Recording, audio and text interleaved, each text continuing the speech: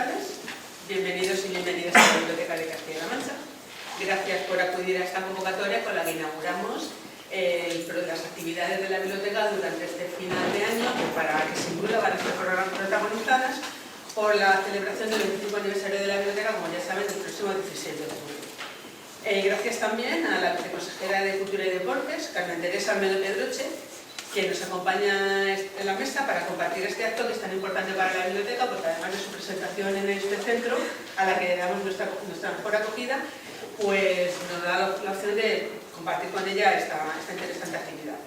Esta tarde venimos a conocer la obra de cántabro Alberto de la Puebla y Cos. Nació en Santander en 1575 y falleció en Pastrana, en nuestra región, en 1635.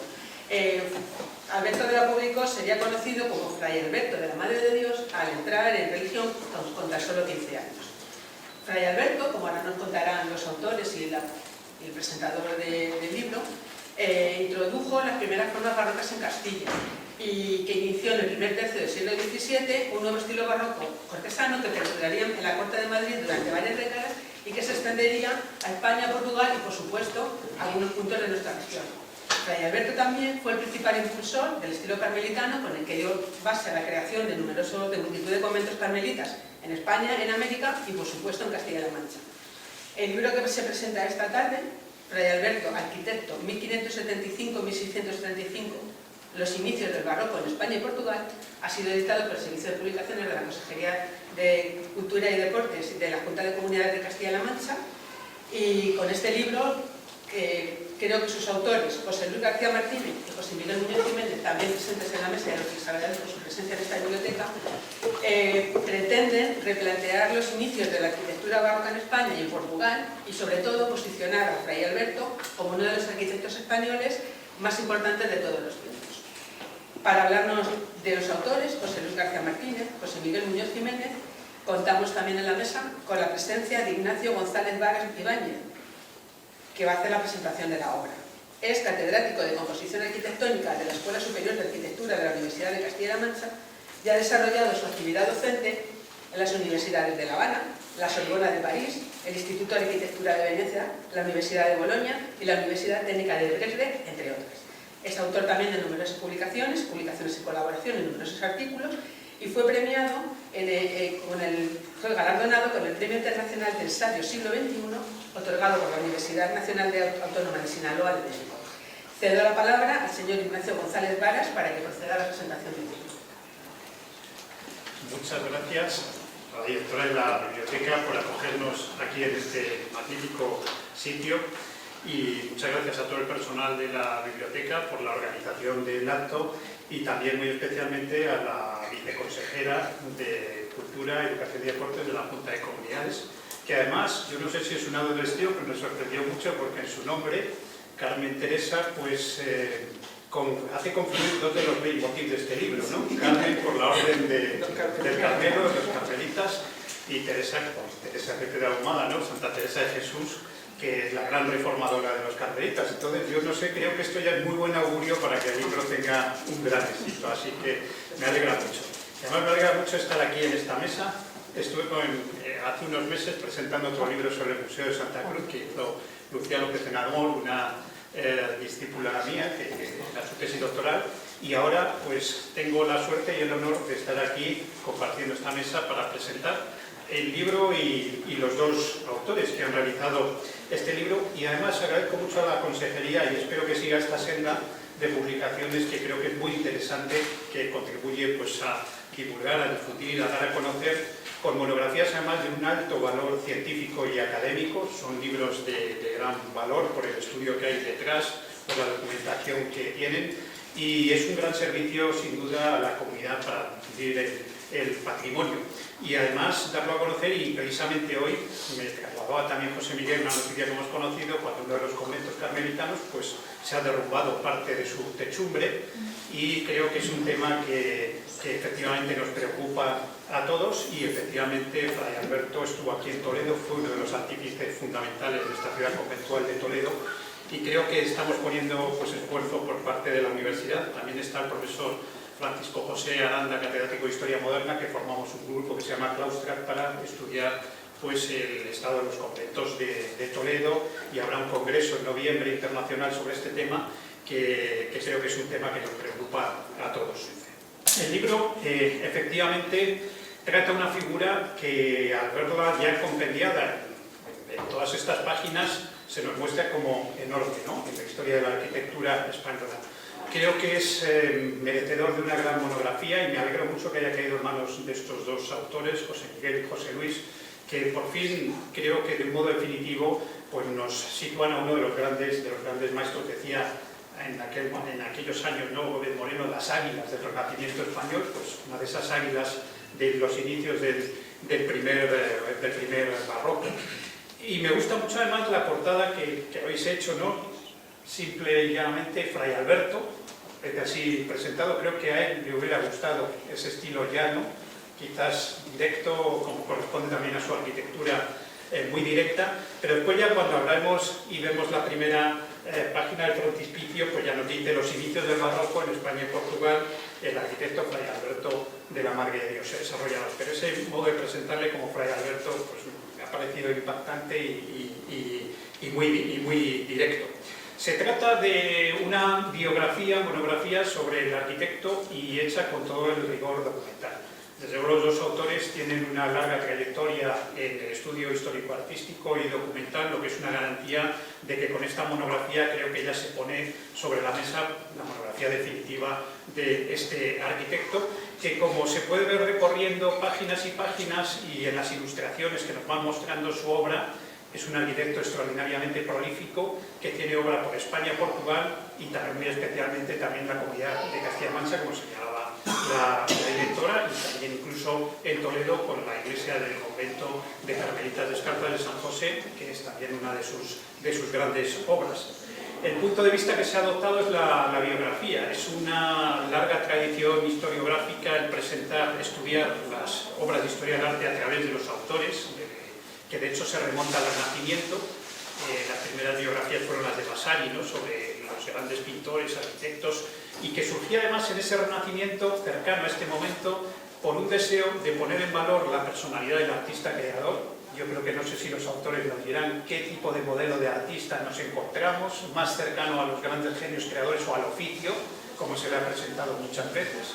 Es un tema interesante el de la cultura arquitectónica al que pertenece, y es un modelo que desde Vasari, por ese deseo del reconocimiento social que merecían los artistas, se fue extendiendo por otros autores como Karel van Manden en los Países Bajos, o Palomino o Pacheco en España, o Jean Bermúdez, ¿no?, que es el diccionario de artistas españoles que combinaba este modelo biográfico. La biografía nos permite seguir los pasos de formación, de crecimiento del artista, esas etapas que se han marcado, se han pautado perfectamente, pero la biografía va más allá, porque creo que este libro no solo nos permite seguir la actividad creadora de un arquitecto, como digo, muy prolífico, que va a trabajar en la iglesia de San Hermenegildo de Madrid como primeras obras, en el monasterio de Uclés, de la Orden de Caballeros de Santiago. Va a trabajar también para la corona. De hecho, siempre ha estado un tanto relegado respecto a Juan Gómez de Mora, que la historiografía pues, ha prestado más atención, pero ahora yo creo que ya nos vemos a un Fray Alberto que está a esa altura claramente y que recibe pues, ese tratamiento como otros maestros del momento, como Nicolás de Vergara Mozo, Juan Bautista Monegro, Alonso Carbonell, los grandes maestros que están en la corona y trabajando para las órdenes religiosas.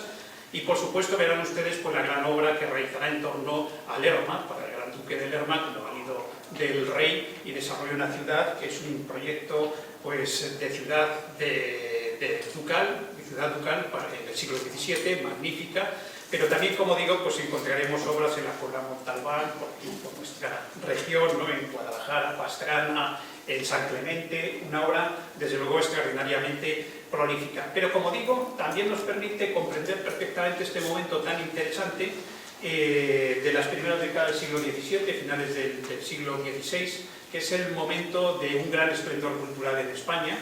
Hay que tener en cuenta que cuando muere Santa Teresa de Jesús, Fray Alberto tiene 7 años, y cuando muere San Juan de la Cruz, Fray Alberto tiene 14, con lo cual se impregna claramente de ese espíritu de la mística que expresa su arquitectura perfectamente, esos interiores ascéticos, rigurosos, ordenados, ordenados, donde se elimina cualquier elemento superfluo, expresan perfectamente ese sentido de la mística contrarreformista, como lo puede expresar la música de Tomás Miguel Victoria, la polifonía de ese momento, y que además creo que a la vista de hoy, de nosotros, esos interiores desnudos, pues nos complacen, incluso estéticamente, pues una estética desde luego que compartimos.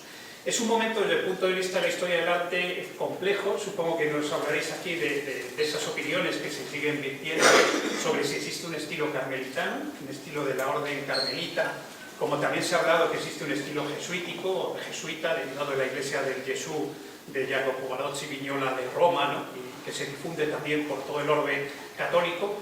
Pues si realmente la arquitectura que traza Fray Lorenzo o la arquitectura carmelitana es una arquitectura con entidad propia o es una arquitectura que se nutre de ese panorama que también creo que aparece muy clarificado como contextualización del libro, ese panorama arquitectónico tan complejo que se ha venido llamando como época posherreriana, el gran Juan de Herrera, que también está aquí en Toledo con la gran obra, por ejemplo, del convento de Santo Domingo el Antiguo, ¿no? Que rectifica el proyecto y crea el modelo de iglesia conventual toledana que va a servir a partir de entonces. El arte posherreriano, el arte del clasicismo manierista, la arquitectura del protobarroco, ¿no? De esas distintas calificaciones y con cuál os quedaríais vosotros, ¿no? Para encuadrar esta obra y para encuadrar la personalidad creadora, ¿no? De Fray Alberto de la Madre de Dios. Y por lo tanto un momento pues muy propio, muy singular de una arquitectura que todavía no se ha adentrado en los pastos del barroco y que tiene ese clima de contención y de expresión del espíritu ascético. Estamos en Toledo también, seguro que muchos de ustedes son de aquí, ¿no? Lógicamente, y efectivamente me gustaría subrayar, lo podéis, a ver si os parece, ¿no? La presencia de Fray Alberto aquí. En 1626 se viene a hacer cargo de la iglesia, como decía antes, del convento de Carmelitas Descalzos San José, y Toledo es una ciudad muy vinculada con la orden del Carmen, primero con los carmelitas calzados que tenían el convento del Carmen, que seguramente muchos de ustedes evocan en la Cuesta del Carmen bajando al puente del Alcázar, que es uno de los conventos que desapareció en la Guerra de la Independencia por la situación estratégica que tenía de la entrada de Toledo por el puente, y que fue incendiado y se perdió, y que además allí es, como todos sabemos, donde estuvo recluido y encarcelado San Juan de la Cruz, ¿no? Como ese episodio que todos conocemos, que salió colgando de la celda donde estaba y pasó al convento de la Concepción Francisca, se refugió en una casa, le acogieron las monjas de la Orden del Carmen Descalzo, en una época en la que, como vemos, estas cuestiones de descalzos calzados, las cuestiones de la reforma religiosa, como ya se ha pasado también en el siglo XV con la observancia, pues eran cuestiones muy duras, muy difíciles, que llevaban a esos episodios.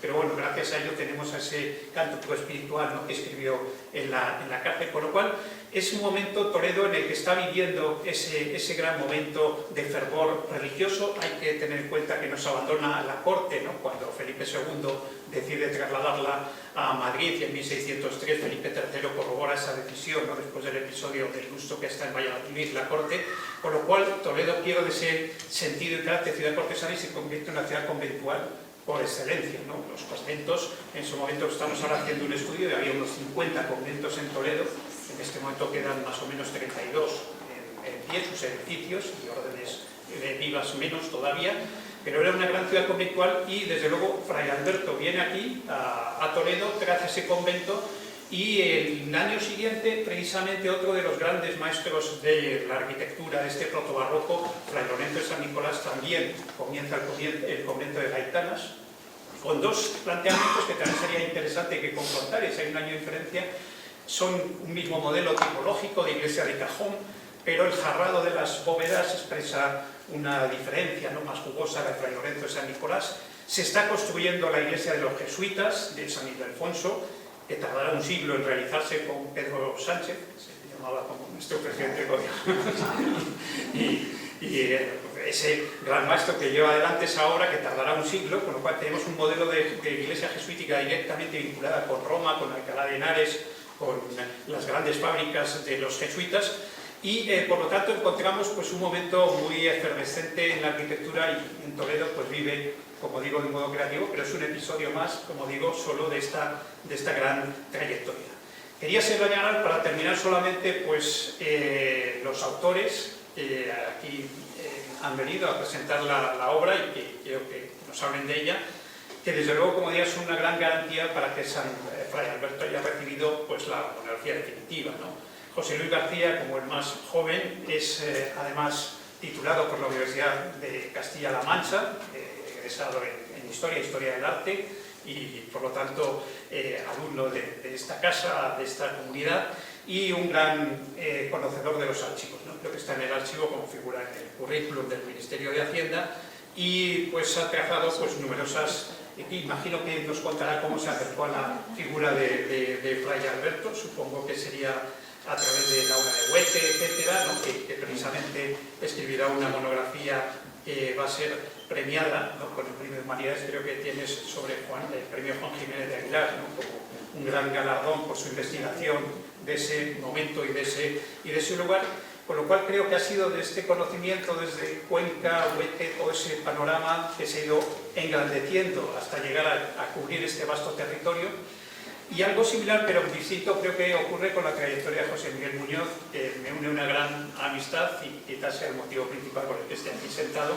Conocerlo desde hace muchos años y es un grandísimo historiador del arte, que es el que creo que de un modo más completo, cabal y definitivo ha hablado sobre la arquitectura carmelitana, con ese libro que publicó en Ávila. Ya publicó una primera monografía de Fray Alberto en los años 90, y después también tiene pues, esos libros sobre arquitectura del manierismo en Guadalajara, que son unos hitos en su trayectoria.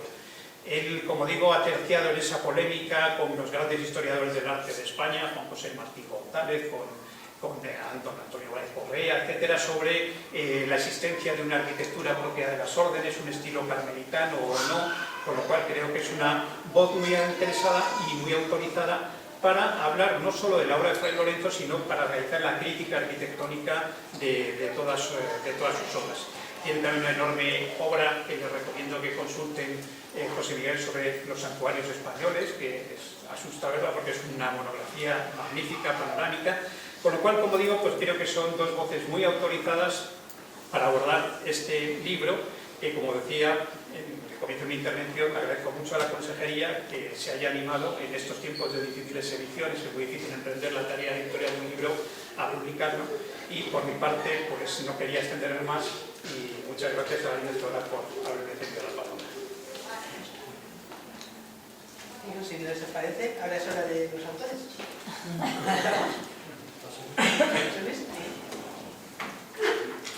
Buenas tardes. En primer lugar, pues quería agradecer a la viceconsejera y a la Junta de Comunidades de Castilla-La Mancha por la edición de este libro.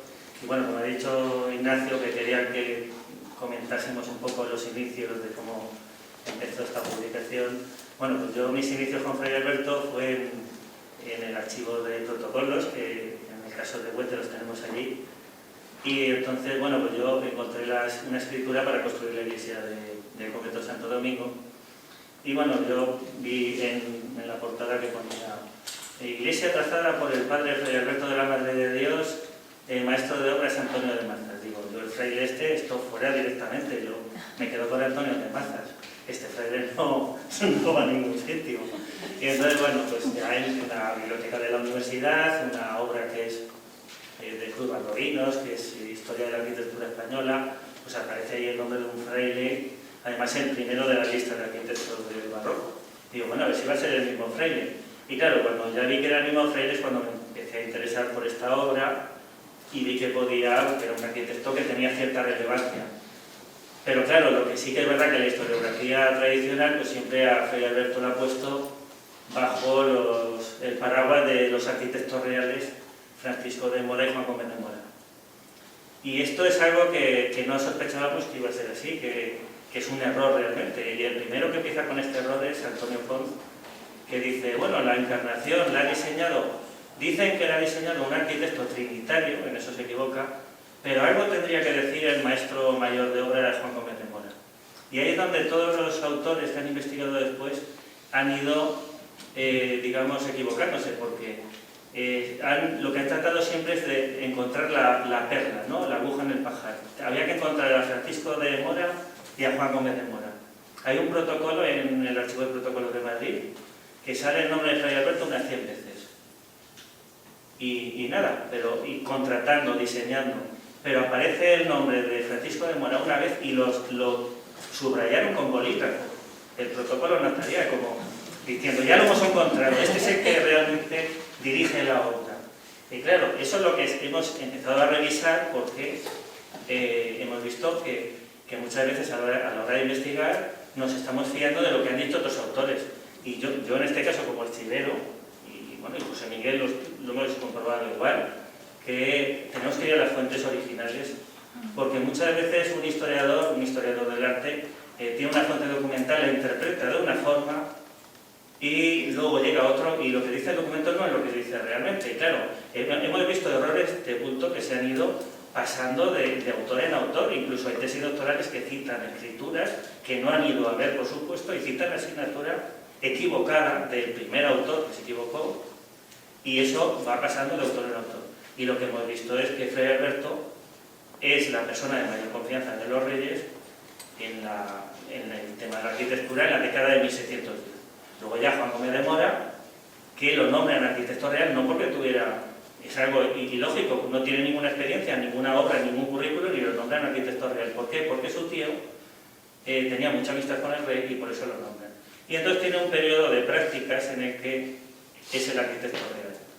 Y en ese periodo de prácticas, como no tiene experiencia, sí, era buen dibujante, su familia es de los pintores más importantes de la Escuela de Pintura Renacentista de Cuenca, de los Gómez, que aprenden con Yáñez de la Medina, en ese renacimiento que llega a España. Yáñez de la Medina trabaja con Leonardo da Vinci. Bueno, pues era un buen dibujante, es hijo de pintores, pero no sabía precios de obra, de materiales, condiciones de obra. Entonces, ¿qué pasa? Que tiene que aliarse con los maestros de obra para preparar los contratos. Esto hay personas que han confundido y piensan que es que tenía un equipo magnífico, ¿no? O sea, sin experiencia, que tenía un gran equipo. No, es que él no sabía directamente ni precios de obra, ni sabía realizar condiciones. ¿Cuál es la primera obra que le van a encargar los reyes? El Alcázar de Madrid. Entonces, de un proyecto de su tío Francisco de Mora, tiene que realizar ciertas modificaciones. Bueno, pues triplicó el presupuesto, o sea, con lo que hubo de demasía, o sea, porque los maestros de obra, un maestro de obras estaba enfadado porque no se estaba llevando él el contrato, denunció la obra y decía que se estaba defraudando a la corona en 50.000 ducados. No, en 50 millones de ducados. Perdón. Entonces, con ese dinero se podrían haber construido 2 conventos directamente. Entonces, ¿a quién llaman para que supervise y aclare las cuentas? A Fray Alberto. Y durante unos años, Juan Gómez de Mora va a estar bajo la tutela de Fray Alberto y va a estar vigilado por el propio Fray Alberto. Y entonces, luego también otra obra que es polémica en lo que estamos diciendo, y tampoco no sé el tiempo que tengo, se me queda mucho poco. El convento de las Casas Reales en Madrid, bueno, pues se ha dicho, no, es que Fray Alberto realiza las condiciones para una obra que diseña Juan Gómez de Mora. Y entonces ya estamos pensando, damos por hecho que el que diseña y hace el dibujo es el artífice, es el gran maestro. Y el que está preparando la documentación es un subordinado. Y en base a esa teoría, todos los demás autores, o el 90%, han pensado que eso es así. Y no es así para nada, porque muchas veces los que controlan la obra, toman las decisiones, tienen ese carácter ideológico, no son los que realmente hacen un dibujo, porque el que hace un dibujo a lo mejor le están diciendo cómo tiene que hacer el dibujo. Y entonces, de hecho, Fray Alberto, hay casos en los que está dirigiendo a otros maestros para que hagan los dibujos como él quiere que los hagan. Entonces, no nos podemos basar en esa obra para decir que Fray Alberto era un subordinado de Juan Gómez de Mora. Entonces, y Juan Gómez de Mora, tenemos también que decir que es como se ha intentado, pues, Madrid como capital del Estado necesitaba un arquitecto figura.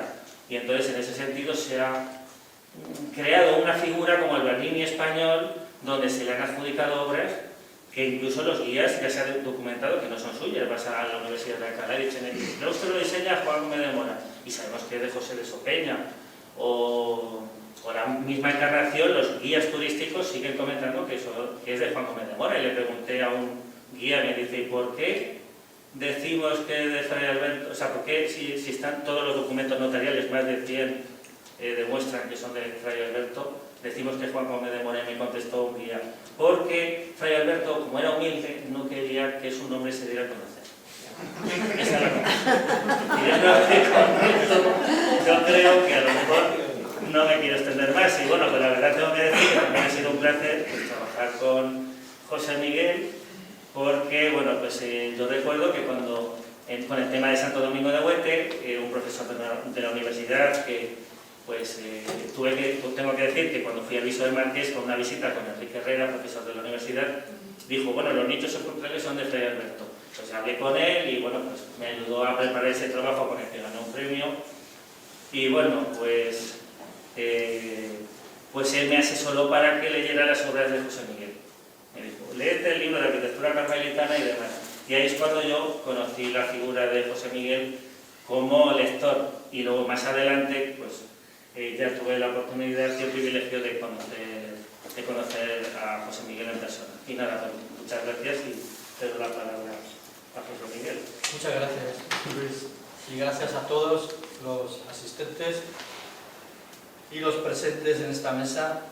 Y solo quiero agradecer profundamente a la Consejería de Cultura de la Junta de Comunidades de Castilla-La Mancha el que haya corrido con la financiación y la edición de un precioso libro, ¿verdad? Grueso, casi 400 páginas y con una maquetación extraordinaria. Mi agradecimiento lo hago extensivo a Óscar Arroyo porque fue el que, digamos, que dio el paso en su elección. A Pilar Zurita porque ha estado al pie del cañón a diario en la difícil tarea de coordinar todos los pasos de una edición. Y dicho esto, agradecimiento porque, bueno, es la culminación de una larga trayectoria, ¿verdad? Yo conocí a Fray Alberto, confesarlo, en mi tesis. Bueno, cuidado que Fray Alberto nació a 300 metros de donde nací yo, porque yo soy de Santander. Fray Alberto nació en la torre de su familia, en la Casa Torre, junto a la colegiata, en la antigua Rúa Mayor, un tramo que ya no se conserva, y yo nací en la Clínica Matorra, en la calle de la Altaz, a 300 metros, pero claro, 400 años. Entonces, pero mis simpatías son enormes, entre otras cosas por mi devoción carmelitana y teresiana. Dicho esto, lo encontré en mi tesis doctoral en Guadalajara, buscando los documentos, las escrituras sobre la construcción de los conventos de la capital, las Carmelitas San José, los Santos Reyes de Padres Descalzos, y salía Fray Alberto de la Madre de Dios.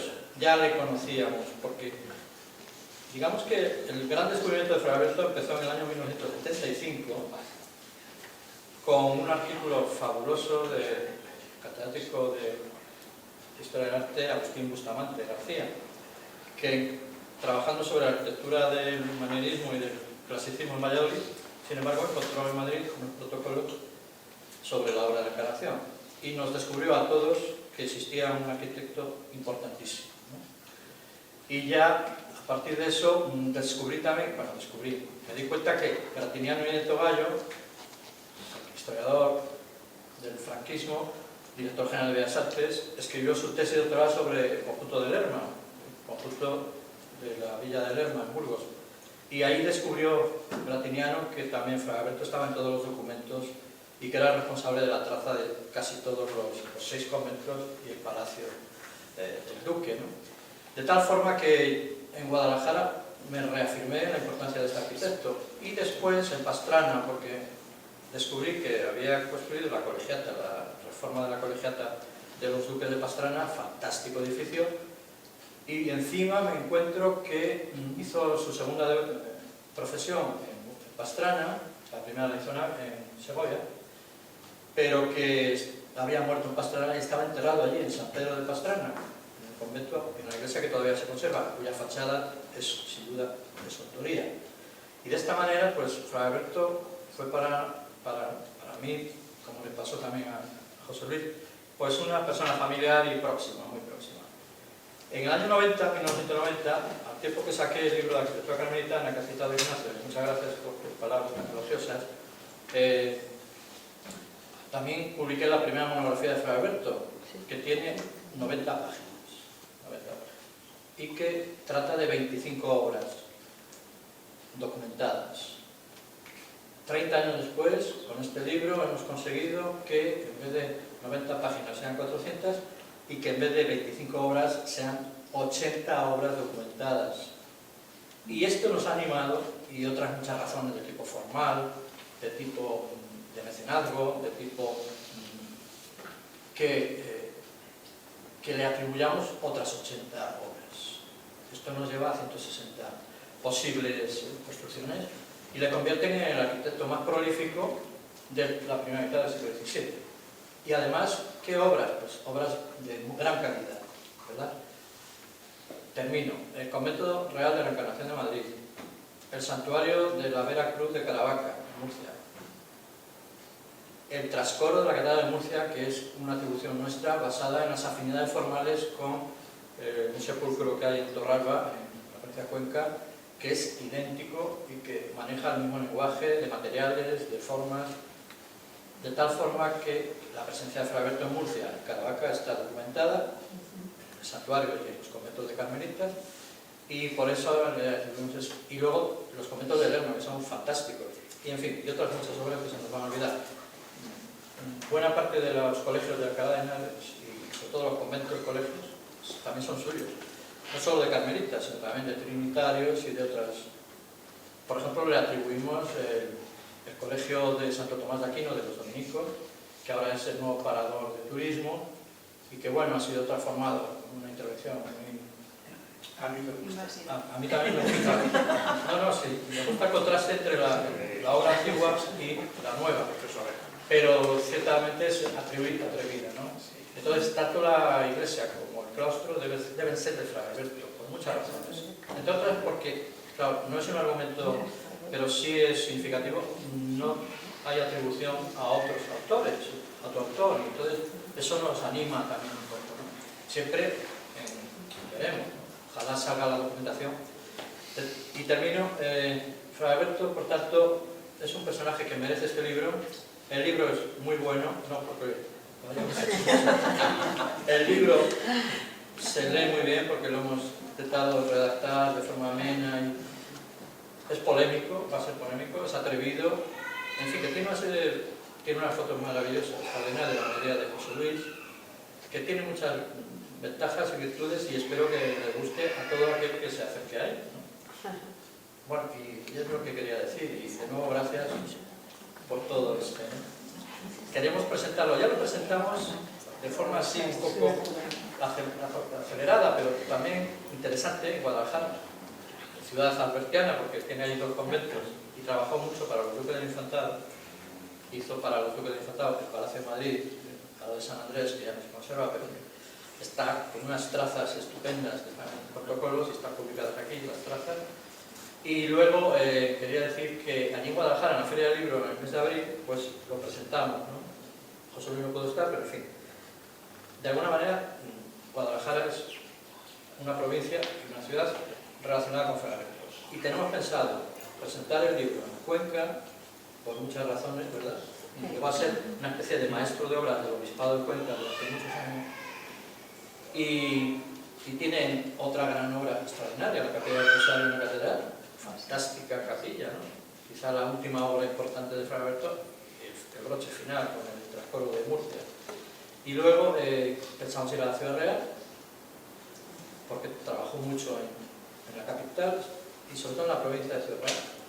Y también queremos acabar en Madrid, ¿por qué no? Incluso en Santander, ya que es un arquitecto santanderino y hay que promocionarlo allí, que ya empiezan a conocerlo. En fin, que es el panorama que tenemos por delante. Ya falta Portugal. Vamos, ya estamos presentes en un congreso que asistimos en Fátima y va a salir un artículo, ¿verdad? Una comunicación pronto en una revista carmelitana de Portugal. Entonces ya están en conocimiento de la importancia que tuvo Fray Alberto que ha sido la gran sorpresa, nuestra gran suerte, descubrir, fue José Luis el que lo encontró en una historia de la Orden del Carmelo en Portugal, ¿verdad? De Fray Baltasar de Santana. Pero luego ya lo hemos documentado en Évora, que corrobora lo que decía el cronista, ¿no? Y tenía que ser Fray Alberto, porque si alguien va a Évora verá un convento maravilloso de los Remedios y es la encarnación en Portugal, ¿no? Y otras muchas obras en Lisboa, ¿no? en Aveiro, en Cascais, en Oporto. Bien, bueno, pues era lo que quería decir. Les animamos a leer el libro y ojalá siga descubriéndose obras de Fray Alberto, que todavía seguro. No lo ha dicho, bueno, lo ha dicho Rodrigo, lo ha dicho Ignacio.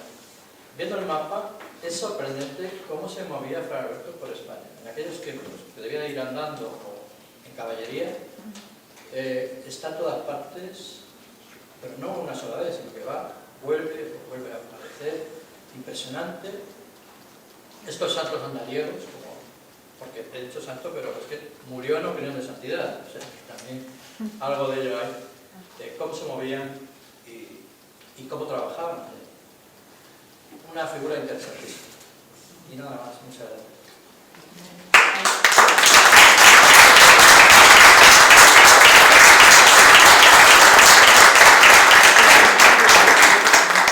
Bueno, pues muchísimas gracias a los cuatro que habéis intervenido en este acto. Agradecer a Marilo la propuesta y sobre todo la disposición en todo momento de la presentación de este libro aquí en la biblioteca. Para mí es un día emocionante, pero es el primer acto que yo hago en esta biblioteca, a la que había venido alguna vez como usuaria, pero sobre todo vine hace unos días como viceconsejera ya para conocer in situ no solamente el edificio, sino también al personal y los fondos, que yo creo que es el verdadero tesoro que tiene esta biblioteca, aunque el edificio, aunque no sea de Fray Alberto.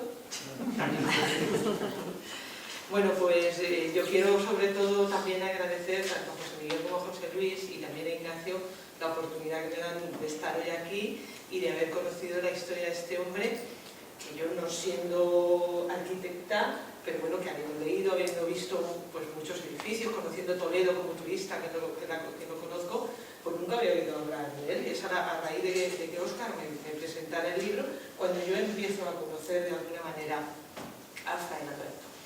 Tengo, como decía Ignacio, cierto privilegio porque tengo un nombre carmelita, pero es que mi padre y mi hermano se llaman Juan de la Cruz, con lo que tengo casi el doble potestad para estar hoy aquí por parte de padre y por parte de madre, ¿no? Pero la verdad es que es una suerte que haya personas como José Luis y como José Miguel que dediquen su tiempo a recuperar para la población en general y para el público en general personajes como el de Fray Alberto. Y sobre todo para hacer justicia, de alguna manera, hacer un reconocimiento, pero por otro lado también hacer justicia. Porque por lo que yo he podido, lo poco que he podido leer y sobre todo lo que habéis explicado aquí, Fray Alberto sería lo que ahora conocemos en la administración como un jefe, un director de obra, ¿no? De alguna manera, aunque otros dibujaban, era él el que supervisaba y que de alguna manera firmaba esas obras, aunque esa humildad, como decía la guía, que no sabemos si será real o no, bueno, pues hacía que su nombre no apareciera como arquitecto definitivo. Yo por eso quiero, en nombre del Gobierno regional, dar las gracias a los autores por poder recuperar a personajes como Fray Alberto, que tiene tanto en este territorio de Castilla-La Mancha, ese periplo que habéis dicho por toda Castilla-La Mancha. La verdad es que creo que no va a haber ningún problema y vamos a colaborar desde la Junta para esas presentaciones como hemos hecho aquí, porque creemos que hay que poner en valor personajes como Fray Alberto y sobre todo aquello que Fray Alberto nos dejó, esa arquitectura palaciega, pero también esa parte que a lo mejor no está tan estudiada y que vosotros habéis contribuido con este libro, que es la parte que tiene que ver más con los conventos, tal vez porque provienen de edificios las dos cosas. claro, que son más de recogimiento y que nunca han estado tan estudiados como puede ser la arquitectura civil. Así que yo también os animo a que leáis este libro, que lo ojeéis, que en un principio veáis las fotografías, que es lo que yo hice, primero ver las fotografías y luego me he ido leyendo partes cuando esa fotografía magnífica también, como decía José Miguel, me ha interesado, y sobre todo por el compromiso del gobierno regional va a seguir en esta línea de edición. Vamos a seguir trabajando en esta línea de seguir recuperando figuras como la de Fray Alberto para la difusión de todo el patrimonio material e inmaterial que tenemos en Castilla-La Mancha. Y yo quiero también agradecer, puesto que estoy aquí, puesto que soy nueva y lo han hecho también los autores, al Servicio de Publicaciones de la Junta. Es un lujo y un privilegio contar con profesionales como vosotros, que sabéis lo que tenéis entre manos, que lo cuidáis y lo amáis como si fuese propio, y que bueno, pues del trabajo que realizáis salen libros como el que tenemos hoy aquí. En total, en los últimos años se han publicado 12 libros, 12 libros que han sido presentados y que han sido fruto del trabajo de autores como José Miguel y como José Luis, pero sobre todo también de ese amor y ese cariño que desde el Servicio de Publicaciones de la Junta han puesto para estas ediciones magníficas y que, bueno, que en muchos casos son envidiadas por editoriales de la calidad que tiene la edición.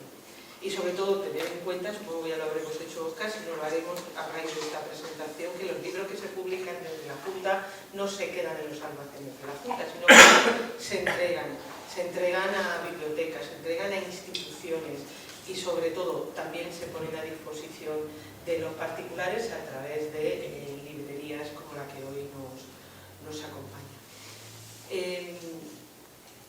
El compromiso del Gobierno regional, y así me lo ha transmitido el presidente cuando sabía que yo venía hoy aquí, es seguir incrementando esos libros, esas publicaciones. En lo que llevamos desde que se creó el Servicio de Publicaciones hemos repartido, si no tengo mal la cifra, más de 50.000 ejemplares en todas estas instituciones, principalmente bibliotecas municipales a lo largo de toda la geografía de Castilla-La Mancha, y que vamos a seguir trabajando en esa línea para hacer posible pues, días como el de hoy, en el que de alguna manera, y gracias al esfuerzo de estos dos magníficos autores que encontraron por casualidad o no por casualidad a Fray Alberto en esos protocolos y en esos documentos en el archivo, bueno, podamos hacer justicia y podamos poner en su sitio, porque yo creo que está bien que sepamos quién ha sido el autor, quién ha sido el hacedor de las maravillas de patrimonio que tenemos en Toledo y en toda Castilla-La Mancha, además de Portugal y de Santander. Yo quiero daros las gracias de nuevo y emplazarnos pues, para la próxima publicación, vernos aquí en la biblioteca y seguir en esta línea de la recuperación del patrimonio y de estos autores, y sobre todo ya pediros que si vais a hacer bolos, que contéis con los 5, ¿no? Que ya sabemos aquí, ¿no? Pues para poder agradeceros de verdad de corazón el esfuerzo que habéis hecho y ponerme a vuestra disposición para seguir en esta línea de trabajo, de recuperación, de hacer justicia, de reconocimiento a estos magníficos profesionales, artistas que nos visitaron en su momento, que nos visitaron en su época, que trabajaron aquí, que dejaron aquí su legado y que es labor nuestra ahora recuperarlo, sacarlo a la luz, engrandecerlo, protegerlo como administración y sobre todo cederlo a las generaciones que vienen detrás de nosotros, documentados, bien documentados como es este caso y sobre todo en perfectas condiciones. Así que gracias Mariló de nuevo por abrirnos la biblioteca y nada, yo ya os dejo para que seáis vosotros y vosotras quien hagáis las preguntas a los autores que son los verdaderos protagonistas del día de hoy. Muchas gracias.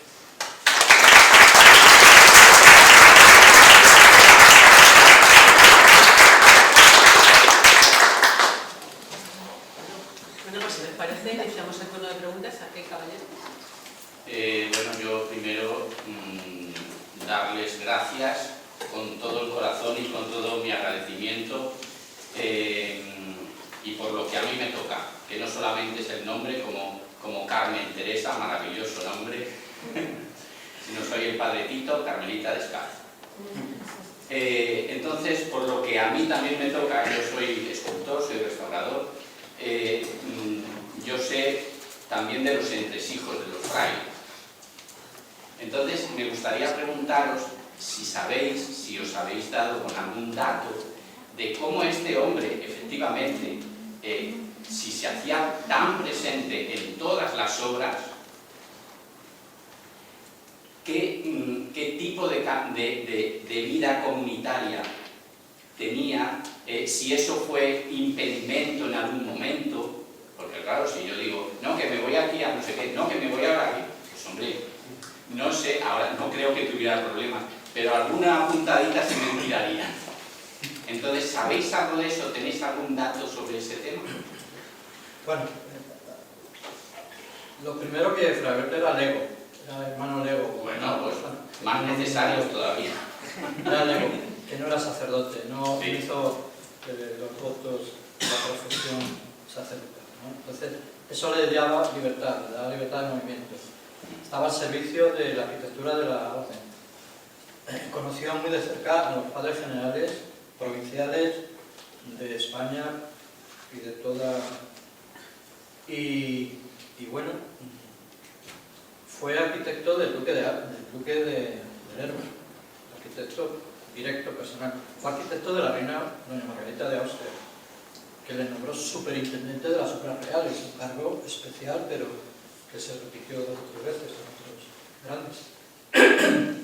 Fue, en fin, arquitecto de los duques de Infantado y de su orden, sobre todo de su orden. Es decir, que no tuvo grandes problemas en el sentido comunitario. Sospecho que en sus viajes se hospedaría en los conventos, Eso es en los sí. muchos conventos que había carmelitanos, pero no siempre, claro, porque no todos los sitios había carmelitas, ¿no? Y bueno, estuvo en Aragón, por cierto, estuvo en Castilla y León en buenas partes, estuvo por Valencia, en Denia, o sea que está en todas partes, salvo Galicia y en Andalucía poco. Sospechamos que aparecerán más datos, pero por ahora... ¿Yo? Sí. Bueno, habéis dicho que no aparecía muchas veces porque él era humilde, era sencillo. ¿Puede que sea un signo de identidad de los arquitectos del estilo carmelitano? Porque, por ejemplo, en el Archivo Histórico Provincial de Guadalajara aparecieron unas trazas de otro fraile, Francisco de Mir, de la obra del retablo mayor de la iglesia conventual de San Francisco, que desapareció y que tampoco se le está dando tanta relevancia, y a lo mejor puede que sea un signo de identidad de pues, los arquitectos frailes de ese estilo, religiosos. Sin duda, a Fray Francisco Mir lo descubrí yo. Ya, sale citado Era franciscano, era valenciano y poco más sabemos de él, que hace el retablo del convento de San Francisco y un túmulo para la duquesa de Sí, Infantado. eso es. Y el retablo de Santa María de la Fuente, la traza, que se conserva, y poco más. Pero vamos, que la humildad de Fray Alberto debió ser manifiesta, pero buscada además, consciente. Lo que pasa es que también tuvo sus satisfacciones, ¿verdad? Sus premios, su reconocimiento, en fin, que...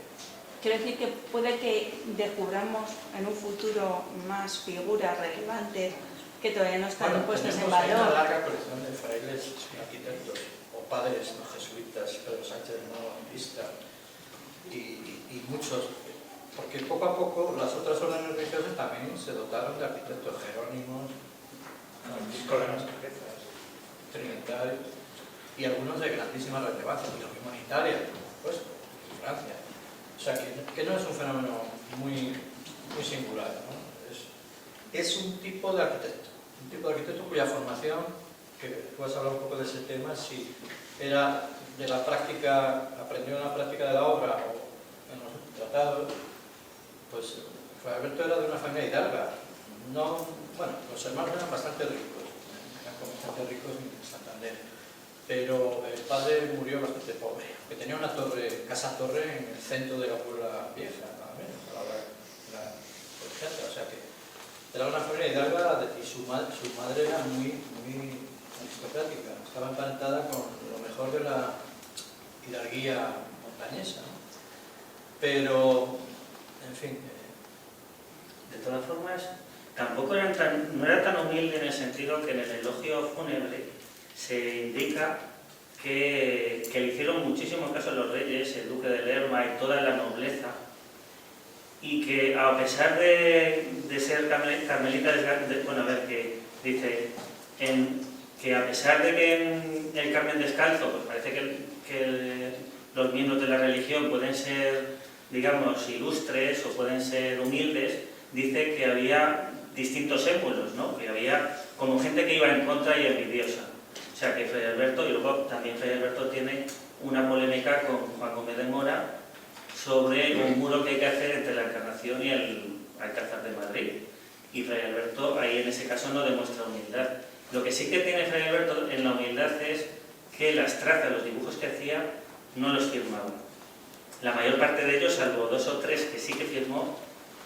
Entonces esto es muy difícil a la hora de descubrir cuáles son dibujos suyos y cuáles no.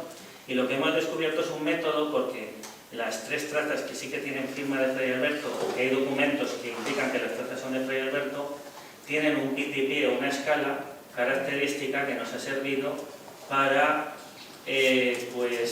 o atribuir o incluso documentar en algunos casos que una traza es de Fray Alberto.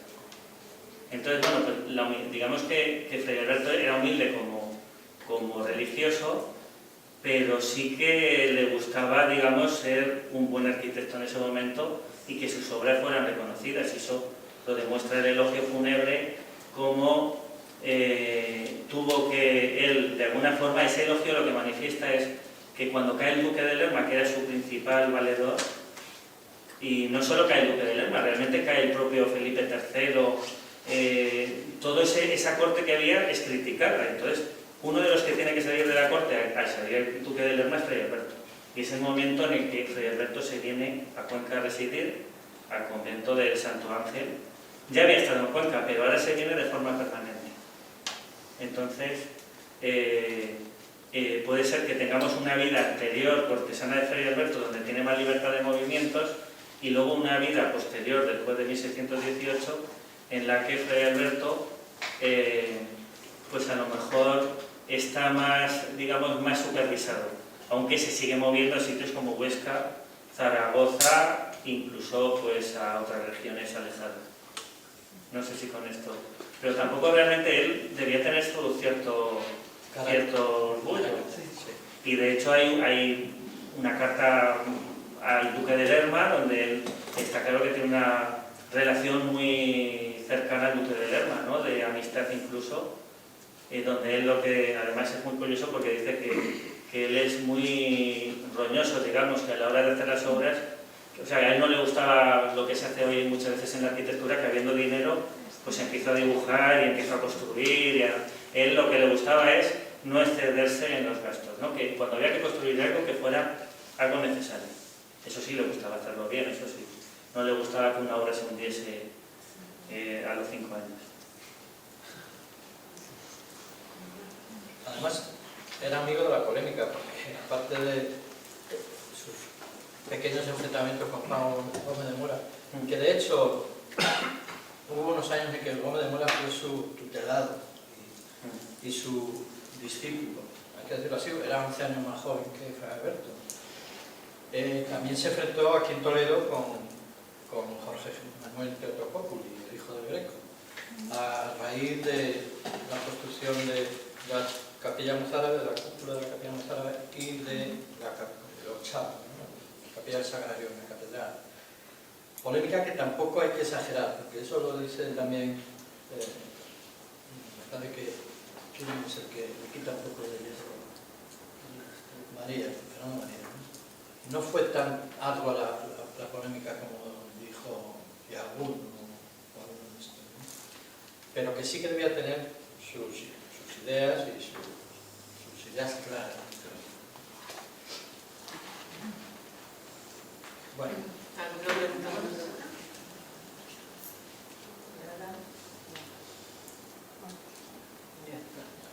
Bueno, yo antes he hablado de una librería, pero no he dicho el nombre de la librería, que es Hoja Blanca, que están aquí preparados para que bueno, todos aquellos que están interesados, y de verdad yo lo recomiendo para los que sois expertos y para los que sois legos también, porque es una maravilla, no porque adquiráis la obra y que la disfrutéis como la hemos disfrutado nosotros, y sobre todo entiendo que como yo la he disfrutado escribiendo, ¿no?